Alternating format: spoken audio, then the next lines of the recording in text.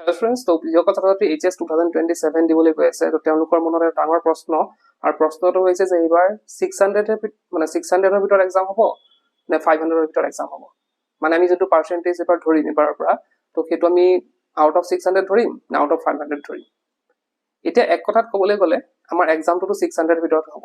মানে 600 ৰ ভিতৰতে আমাৰ এক্সামটো হ'ব, মানে 6খন পেপাৰ থাকিব 100 কে, তো 600 ৰ এক্সাম হ'ব। এতিয়া আমি যদি যোৱাবাৰ চাওঁ বা যোৱা কেইবাৰ কথা কওঁ, যোৱা কেইবাৰো কিন্তু 600 ৰ এক্সাম হৈছিল, 6টা সাবজেক্টৰ এক্সাম হৈছিল 600, মানে পাৰ সাবজেক্ট 100 কে আমাৰ কি হৈছিল 600 ৰ এক্সাম হৈছিল। কিন্তু এটা কন্ডিশন কি আছিল আমাৰ যোৱা বছৰলৈকে, যে আমি 600 ৰ ভিতৰত 500 ৰ এক্সাম দিলেও হৈ যায়, এটা সাবজেক্ট যে আমি নিদিও তথাপি কিন্তু আমাৰ হৈ যায়। কিন্তু এইবাৰ কম্পালসৰি কৰিছে যে আমি কি কৰিব লাগিব, 6টা সাবজেক্টৰ এক্সাম দিব লাগিব, অৰ্থাৎ 600 ৰে আমি এক্সাম দিব লাগিব। কিন্তু এটা ভাল খবৰ হেতুৱে যে আমাৰ যোনটো পাৰ্সেন্টেজ, এই পাৰ্সেন্টেজটো কিন্তু আমি 500 ৰ ভিতৰতে আমি হিসাব কৰিব লাগিব, 600 ৰ ভিতৰত নহয়, 500 ৰ ভিতৰত আমি হিসাব কৰিব লাগিব। অৰ্থাৎ তোমালোকে এটা সাবজেক্ট মানে গোটেইটা সাবজেক্টে দিব লাগিব, কিন্তু এটা সাবজেক্ট ধৰা বেয়া হলেও কথা নাই বা কম নম্বৰ পালেও কথা নাই, তোমালোকে মানে আউট অফ 500 পাৰ্সেন্টেজটো ওলালেই হ'ল।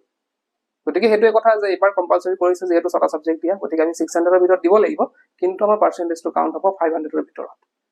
এটা এই নিয়মটো কিয় কৰিলে হেতু থুলমূলকে আমি যদি জানিবলৈ চেষ্টা কৰো, কথাটো এনেকুৱা ধৰণৰ হয়, বহুতে কি কৰে গ্ৰেজুৱেচনত গৈ পেলাই তেওঁলোকে যোনটো ধৰা লাইক 4 সাবজেক্টত, বহুতে 4 সাবজেক্টত কি কৰে তেওঁলোকে মেজৰ ল'ব বিচাৰে বা বহুতে মাইনৰ হিচাপে ল'ব বিচাৰে।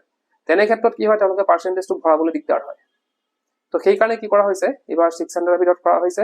তো ছাত্ৰ ছাত্ৰীসকলে নিজৰ ইচ্ছাৰে বা মানে ইউনিভাৰ্চিটিৰ যোনটো ইনষ্ট্ৰাকচন দিয়ে সেই মতেদি তেওঁলোকে কোনকেইটা ধৰা হেৰি ল'ব, সাবজেক্টৰ মাৰ্কস ল'ব, সেইটো তেওঁলোকৰ ওপৰত ডিপেন্ড কৰে, ছাত্ৰ ছাত্ৰীসকলৰ ডিপেন্ড কৰিব যে তেওঁলোকে কোনটো আমাৰ পাৰ্সেন্টেজ ধৰি তেওঁলোকে ভৰাব, পাৰ্সেন্টেজ ভৰাব। লাইক ধৰি লোৱা এটা তোমালোকে এনে এতিয়ালৈকে কি সিস্টেম আছিলে, যোনটোত কম নম্বৰ পাবা সেইটোৱে তোমালোকৰ 4 সাবজেক্ট হ'ব আৰু সেইটো তোমালোকৰ নম্বৰ ধৰা নহয়, মানে কাউন্টিংত ধৰা নহয়, টোটেল মাৰ্কসত ধৰা নহয়।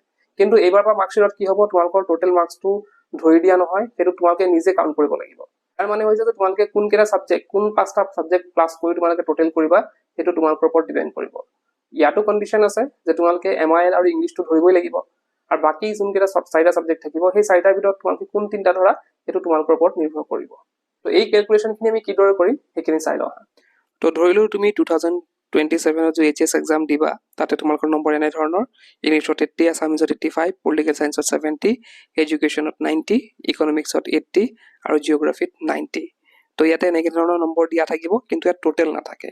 এটা টোটেল বা পাৰ্সেন্টেজটো কেনেদৰে উলিয়াম সেইটো আমি চাওঁ। তো ইয়াতে চোৱা লেফট সাইডে মই কি কৰিছো, যিকোনো 5টা সাবজেক্টৰ আমি ধৰিব পাৰিম, 6টা সাবজেক্টৰ পাৰ্সেন্টেজ ওলাও, 5টা সাবজেক্টৰ পাৰ্সেন্টেজ ওলাম। তো ইয়াত আমি ধৰিলো আমাৰ যোনবিলাক বেছি নম্বৰ পাইছো, 80 পাইছো ইংলিশত, আছামিজত 85, এডুকেশনত 90, ইকোনমিক্সত 80, জিওগ্ৰাফিত 90। মই ইয়াতে কি কৰিছো, মোৰ পলিটিকেল অৰ্থাৎ কম নম্বৰ পোৱা সাবজেক্টটো মই বাদ দিছো, পলিটিকেল সায়েন্সটো বাদ দি পেলাই আমি টোটেল কৰিলো, ইয়াত কিমান ওলালে 425 আৰু মোৰ পাৰ্সেন্টেজ কিমান ওলালে 85%। এতিয়া এনেকুৱা কন্ডিশন আহিব পাৰে যে মই হয়তো ভাবিব পাৰো যে মই কি কৰিম, পলিটিকেল সায়েন্সত মেজৰ ল'ম। হয়, মোৰ পলিটিকেল সায়েন্সত নম্বৰ কম আছে, কিন্তু মোৰ মন গৈছে যে মই পলিটিকেল সায়েন্সত মই মেজৰ ল'ম। তেনে ক্ষেত্ৰতো মই পলিটিকেল সায়েন্স ধৰি ল'ব লাগিব।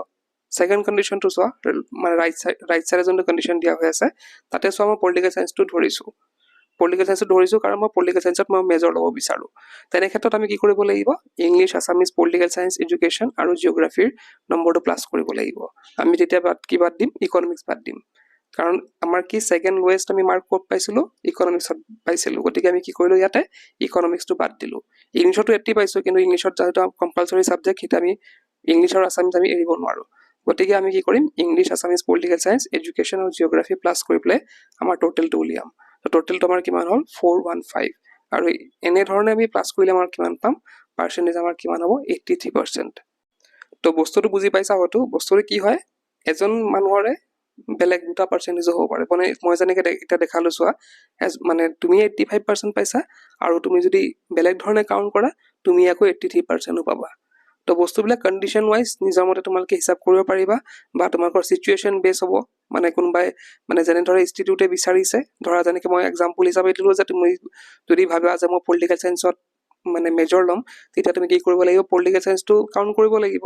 তো পলিটিকেল সায়েন্সটো কাউন্ট কৰাৰ লগে লগে তুমি এটা সাবজেক্ট বাদ দিব লাগিব, কাৰণ যিকোনো 5টা সাবজেক্টে তোমালোকে কাউন্ট কৰিব পাৰিবা। গতিকে সেইমতে কাউণ্ট কৰিলে তোমালোকৰ কি হ'ব পাৰ্চেণ্টেজটো অলপ কমি যাব পাৰে মানে কণ্ডিশ্যন ৱাইজ পাৰ্চেণ্টেজটো বাঢ়িব আৰু কমিব তোমালোকে হয়তো বুজি পাইছা যে আউট অফ 500 কিদৰে মাৰ্কছবিলাক কাউণ্ট কৰা হ'ব আৰু সেইদৰে আমি পাৰ্চেণ্টেজটো কাউণ্ট কৰিব লাগিব এই বছৰৰ পৰা তো এইখিনি আছিলে হয়তো তোমালোকে বুজি পাইছা আৰু বুজি নাপালে কমেণ্ট বক্সত জনাবা যে কি বুজি পোৱা নাই আৰু আমি যিহেতু কথা পাতি HSS 2027 দিবলৈ গৈ আছে তেওঁলোকৰ বাবে আছে আমাৰ তাত notes English Assamese political science economics education তো এইখিনি নোটছ আছে আমাৰ তাত তোমালোকে ইচ্ছা কৰিলে বাই কৰিব পাৰা আমাৰ এপৰ লিংকটো মই ডেছক্ৰিপশ্যনত দি দিছোঁ তাত তোমালোকে এই নোটছখিনি বাই কৰি পঢ়িব পাৰা তাৰ ভিতৰত কৰি কি পঢ়িব